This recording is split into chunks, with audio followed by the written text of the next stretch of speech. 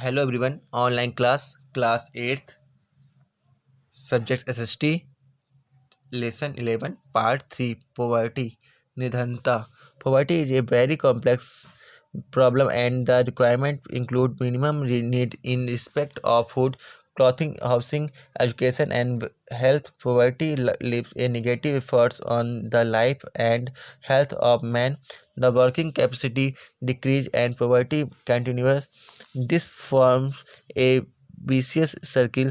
It might be possible that few people in our neighborhood do not get 2 meals every day. Children are victims of malnourishment and they don't have sufficient clothes as per weather. They have to labor for livelihood when they should come to schools. Economists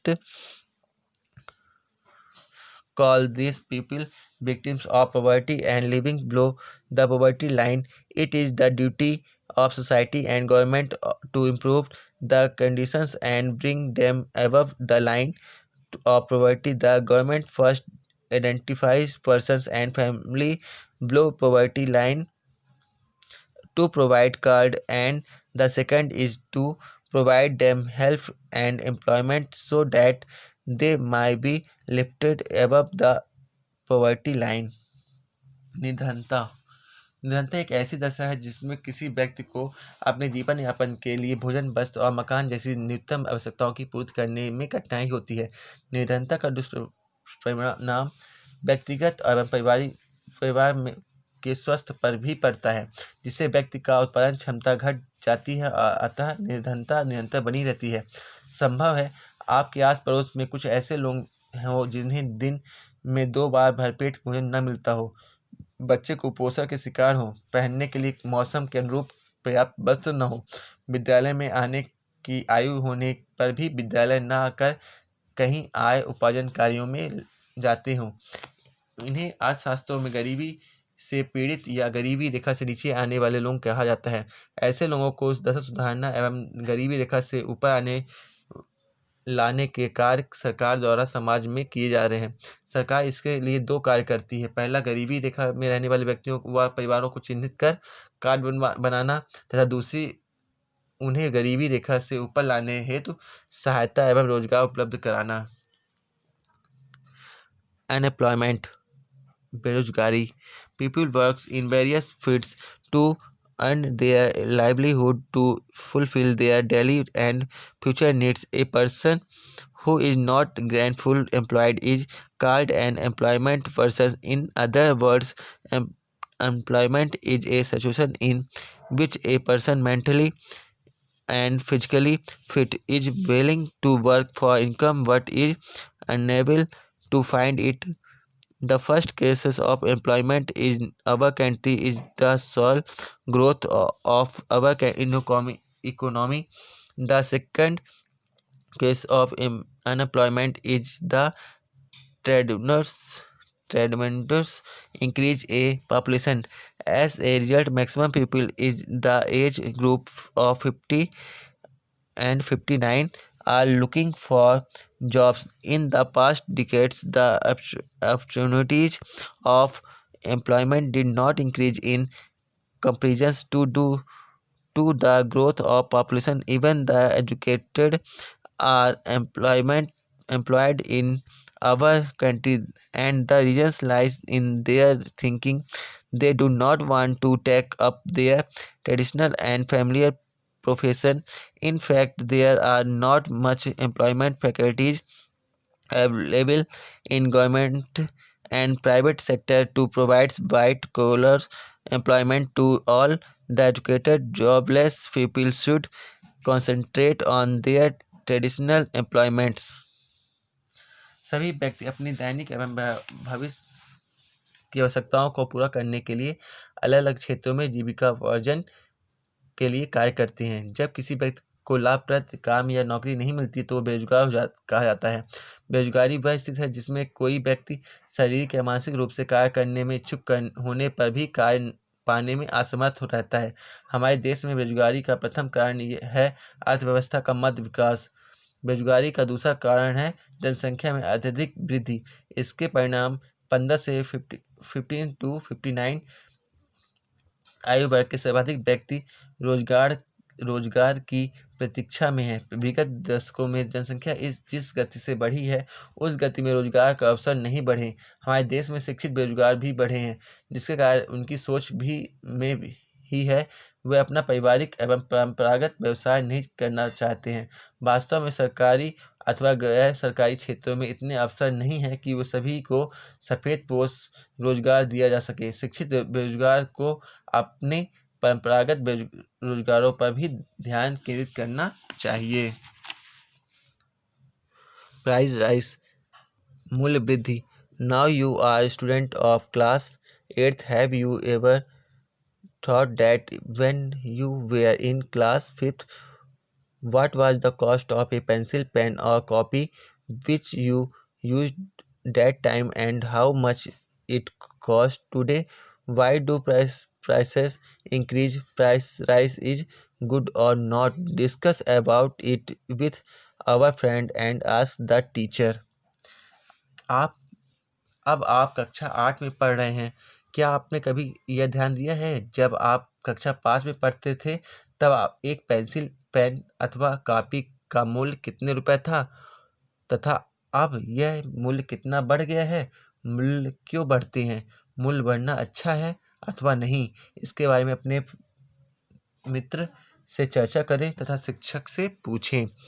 From time to time, the government measures the price rise and efforts are made to check the price rise.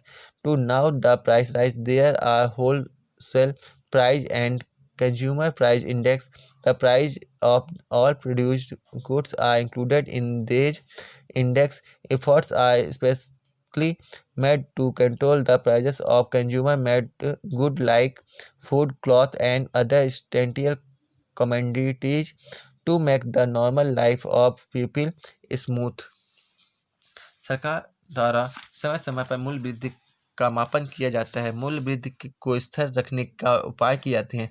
मूल्यों में परिवर्तन जानने के लिए थोक मूल्य या उपभोक्ता मूल्य सूचकांक बनाए जाते हैं। इन सूचकांकों को सभी उत्पादित वस्तुओं के मूल्य को शामिल किया जाता है। विशेषकर उपभोक्ता वस्तुओं में भोजन सामग्री, कपड़े एवं अन्य आवश्यक पदार्थों के मूल्य का नियंत्रण रखने का प्रयास किया जाता है, ताकि व्यक्ति का जीवन स्तर समान बना रहे, निरंतर और अनियंत्रित न रहे। मूल्य वृद्धि संपूर्ण अर्थव्यवस्था में संकट डालती है। The continuous and uncontrolled price rise led the economy to crisis and poor become poorer. Sometimes the trader who mainly aim to gain more profits increase prices by illegal methods, and if these items are in food categories, it create problems for poor section. मूल्य वृद्धि संपूर्ण अर्थव्यवस्था को संकट में डालती है। निर्धन और आर्थिक निर्धन हो जाते हैं। कभी कभी व्यापारी, जिनका मुख्य उद्देश्य अधिक लाभ कमाना है, अनैतिक एवं गैर कानूनी तरीके से मूल्य बढ़ा देते हैं। यदि वह वस्तुएं खाद्यान्न को श्रेणी की हो तो निर्धन वर्गों के लिए वह बड़ी समस्या हो जाती है। The price rises increase economic equality and poverty. With the sincere efforts of government and citizens, the price rises can be brought under control. मूल्य वृद्धि आर्थिक असमानता एवं निर्धनता को बढ़ाती है। सरकार एवं नागरिकों के प्रयास एवं सजगता से मूल्य वृद्धि पर नियंत्रण किया जा सकता है। कॉर्पोरेशन, भ्रष्टाचार। To get one's work done, people pay cash to a corruption. भ्रष्टाचार। To get one's work done, people pay cash to a person or any agency. This is called corruption. Stealing of taxation also comes under this category. You read about corruption in the newspaper and often both the one who pay and the one who receives money are criminals. The corruption creates economic inequality and the poor gets more poor. This corruption corrodes the roots of progress. The government has made rules and law to curtail corruption. Expensive elections also are the cases of corruption.